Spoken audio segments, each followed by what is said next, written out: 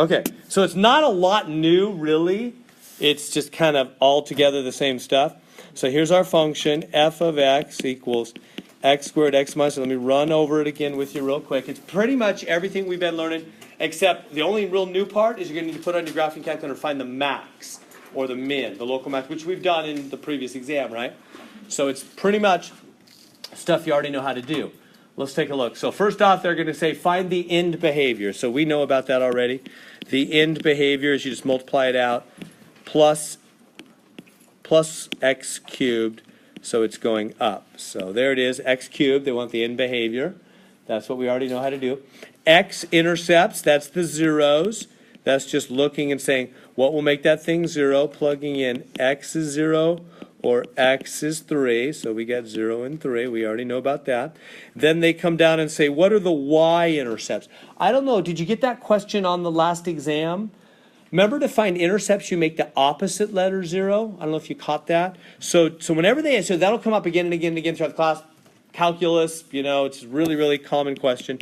So just remember, whenever they ask you for intercepts, that means the opposite letter is 0. Why? Well, because that's just what it means on a graph, right? If you hit a y, see, this is a y-intercept. Think about, if a graph, goes through that point as a y-intercept, this is a y-intercept. What does that mean about his coordinates? That means he's over 0 up, I don't know how far up. His x value is 0, isn't it?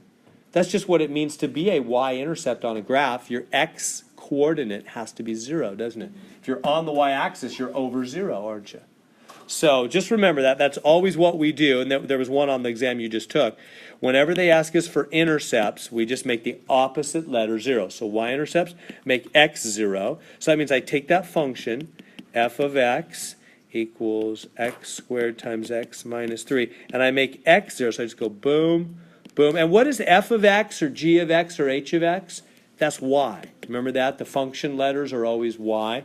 That's by common agreement in the math science world. Function letters will be the y-axis. They just agreed upon that. 0 squared times 0 minus 3, that's just 0. So that's why I put y as 0. Is that good there? And then they're going to come on down and they're going to ask us the multiplicity of each of these zeros. Right down here. And we did that, in the last section in 4.1 part 1, right? That just means the power. So for the 0, you can just make a little chart if you want for the 0 and the multiplicity. So we have two zeros. What are they? Where are they? Here they are. 0 and 3. So for the 0 and the 3, the multiplicity of the 0 is, for the x equals 0, 0, multiplicity is 2. For the other one, the multiplicity is 1, understood 1 power on that parenthesis. Good there. And then you know what that means about passing through or bouncing. This one's even, so it bounces, or what do they say, touches. And this one's odd, so it passes through or crosses. At that one, they're just going to ask you all those kind of questions. Good on all that so far? And then they want you to put it on your graphing calculator. Can you guys type that? How about we just do that right now?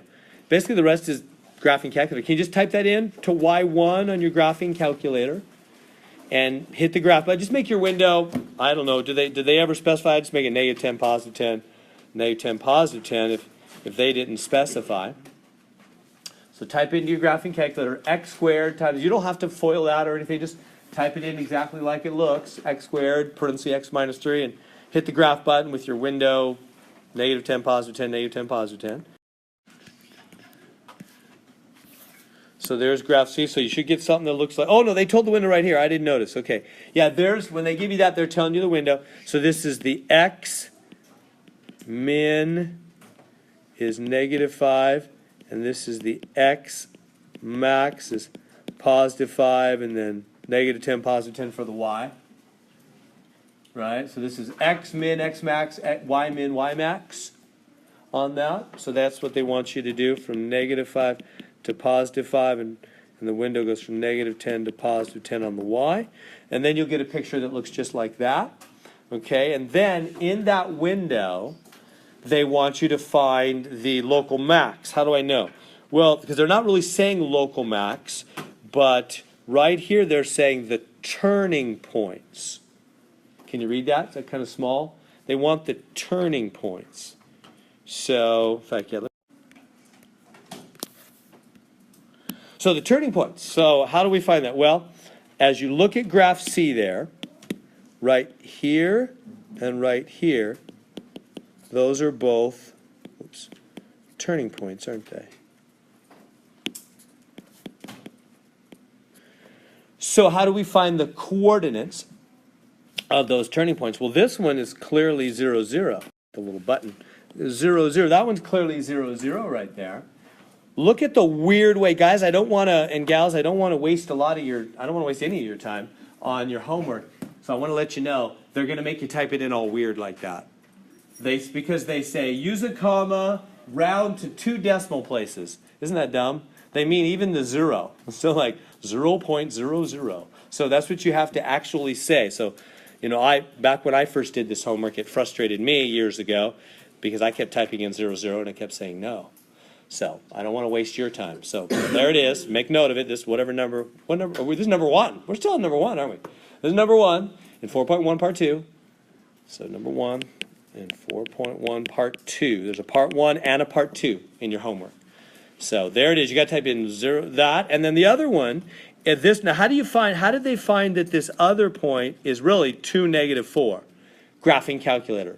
So you got to find the min on your graphing calculator. Now, I don't have time. We did it in the past. I sent you YouTube even on email to do that. Come see me, though. I'd be glad, even right after class. I could probably do it with you in 1 minute. I bet we can do it. So if you're rusty on that. But it's just finding the minimum on your graphing calculator because that's clearly the turning point. You'll find 2, negative 4. But again, they're weird about it. They want you to put double zeros behind it because they want it rounded to 2 decimal places. Okay, let's go on. You stop me if you want to talk about it. Domain and range. So domain, remember that just is width and range is height, coverage. So as you look at the graph, go back here to the graph. The domain is sideways, which is clearly negative infinity to positive infinity, right? That graph just keeps going down and left, up and right forever. So the width is negative infinity, positive infinity. The range is the same thing. The up, down, you know, is the range. Same thing. You all good with that? On that, graph goes down forever, up forever. And show you the increasing, decreasing. Yeah, so here's the picture again. Remember, we found the turning points. We know that this is over 2, down 4. And they're saying, it's off the screen now, but I'll say, where, whatever, part F, no, G, whatever it is, G, I think. Where is the graph intervals? And, yeah, well, intervals where the graph is increasing. Let's do that first off. They want you to list the intervals where the graph is increasing. Now, what do we mean by increasing? We mean, like, if you're a little person, try not to bump the button here. If you're a little person walking along this graph, you know, where are you going? And it's always, you know, as you go to the right, where are you going up? Well, you're going up in I'm going to hit that button, in this section and this section, right? And the middle one, you're going down. Right, those are the 2 increasing sections. You with me? The hill's going up in those 2 sections. So now, here's the trick though. Remember when they say, give me the interval, interval means XX, not XY, huh? Right? It looks just like an XY point on a graph, but it's not, it's XX. When they say the word interval, you catching on to their verbiage? Whenever they say, give me the interval, they mean, give me the section on the X-axis, X left. So, yeah, I should probably say it that way. Interval means, you know, the X on the left and then the X on the right. That's what it means whenever they say, give me some intervals. It's just sections of the X-axis. So, okay, so therefore this piece of the graph is what sections on the X-axis? Well, what's the left, what's the right? Negative infinity up to 0, right? Because here in the middle, this is negative infinity. This is 0 on the x-axis. So from negative infinity to 0 on the x-axis, comma, and then what about, let me just change the color, what about this section over here? This is another increasing piece. Where does he go from? He goes from 2 on the x-axis to infinity, doesn't he? Does that make sense on that? I'm all parentheses on that, no brackets. On a test, I don't care. I'm not going to test you on that. Did you put a bracket there or parenthesis? That's all dumb. I'm not picky. I'm not going to bug you about that. To me, it's all the same thing. Because you think, well, yeah, but right at zero. Right at zero what? I mean, what is it going up or down? It's just 1 point. So anyway, I think that's all silly. But they want parentheses. They want parentheses. Don't they? Did I get that? So they want me to technically say negative infinity to 0.00. And then they want 2.00 to infinity. All right, so there we go. That's increasing, decreasing. What's the decreasing interval? That would be the middle section here, from 0 to 2, huh? So 0.00 to 2.00, that would be the decreasing interval. There it is, all 12 parts. We good? I'd like to skip the, which I know isn't always easy. I'm glad to help. Some people have come by office hours, and I'm helping them, get all that straight. I'd be glad to help you with all that if you're not yet comfortable with your graphing calculator. This just keeps coming up. So yeah, so basically it's type that in to the graphing calculator. It's just type that into your graphing calculator. Y1 equals, hit the graph button. They do they tell you window? I don't see a window here. They don't tell you, just make your window -10, +10, -10, +10. Here's the right graph. It should look like that generally. So let me just put that right here. It should look like it goes up and then I think it kind of hits, or does it go below? I can't tell. I don't know. Whatever it does, maybe it goes below a little bit and then back up, something like that. So anyway, so basically you just got to find all those crucial points. You got to find this point, find this point, find this point on your graphing calculator. How do you find those x-intercept points in your graphing calculator? Well, on the TI, there's two ways to do it. You can do the zero function. You hit second, calculate zeros. Those are zeros, right? And then do left edge, right edge, guess. So remember that whole thing where you do left, right, guess? So we did that before. So I'm going to move on. Left, right, guess. Hit enter, enter, enter, right? Left, right, guess. Going to move left of it, right of it, and guess, enter, enter, enter. So find each of those zeros. That's probably the best way to do that. And then you've also, later on, you've got to find the max and the min. So this will be the max, find the local max. This will be the min, find the local min. And that'll lead you to the sections where it's increasing, decreasing, right? Because it's increasing here,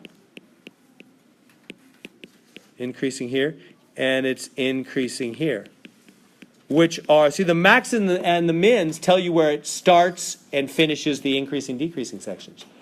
Right? It's decreasing in the middle, decreasing right there, and in this section from here down to there, it's decreasing. So I'm going to leave it at that. All that's graphing calculator. By finding max and min and finding the zeros on your graphing calculator, you can then find all the little intervals where it's going up, going down, hitting the zero, and all the rest of the questions. Hopefully that's. So number 5, y equals 25x minus x cubed. You got to factor that thing. See, it's not factored. Did everybody see that? It's not factored. I mean, you can do it in your graphing calculator, but I believe, if I remember right, they're going to ask us some questions without our graphing calculator on this one.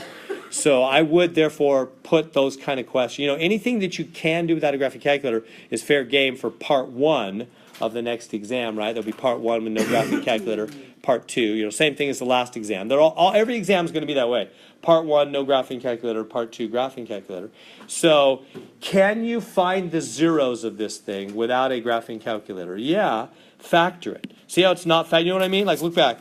See how that one was? This one was not factored either, but we just did the whole thing on a graphing calculator. Because that's ugly. I can't factor that.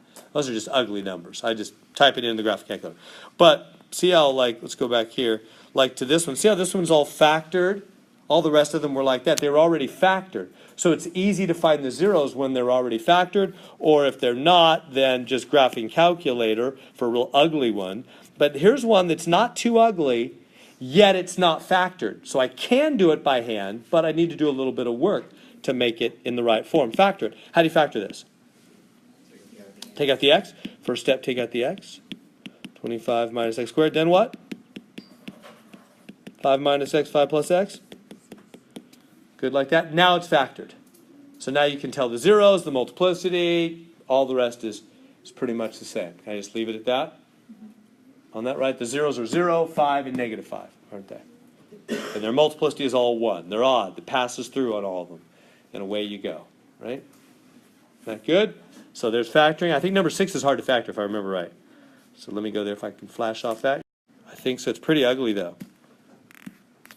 Let's take a look. So 3x to the 4th plus 21x cubed minus 27x squared minus 189x. Okay, how do you factor 4 terms by hand? Anybody remember that? That's pretty tough factoring. 2, 2, do a 2, 2 thing? Yeah. What's in common to these first two? Okay, what's the GCF for those first two? 3x cubed, take it out, leaves behind x plus 7. Everybody good so far? If you was to distribute that, it would go back to this and this, wouldn't it? Good so far? Now, remember when you're doing the 2, 2 split, do you remember this from algebra?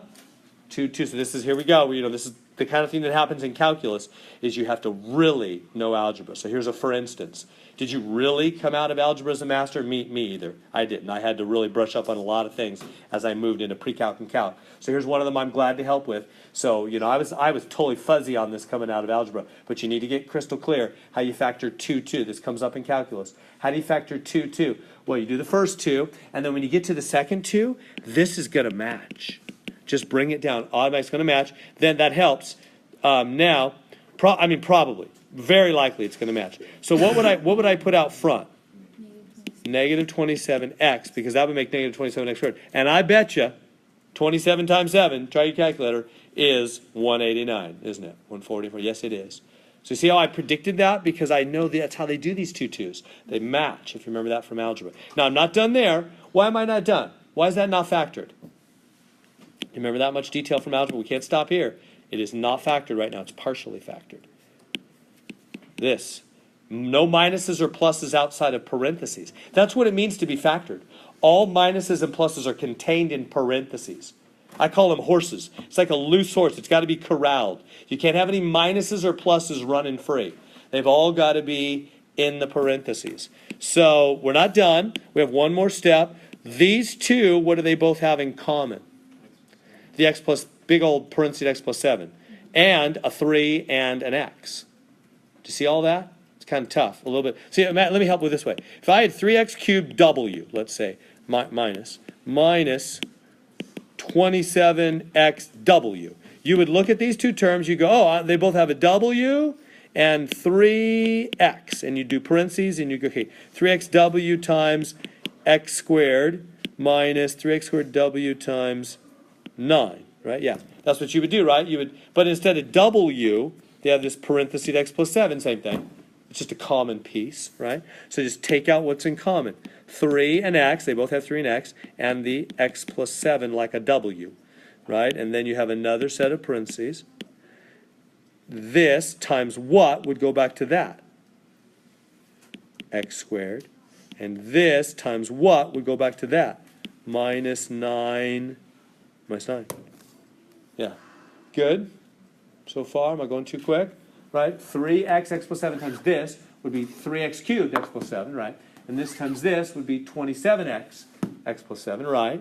Now this guy can go one more time, x plus 3x minus 3, and we've got that thing factored, right? So our final fact, 3x, x plus 7, and x plus, oh, I'm running out of room. Should have squeezed it in better. So that's a tough factoring. Let me squeeze it in. So it's 3x, x plus 7, x minus 3, x plus 3. There it is. We factor. Now the rest, now you can find the zeros, the multiplicity, and on you go. But that was a lot of work to factor. Good on that. Question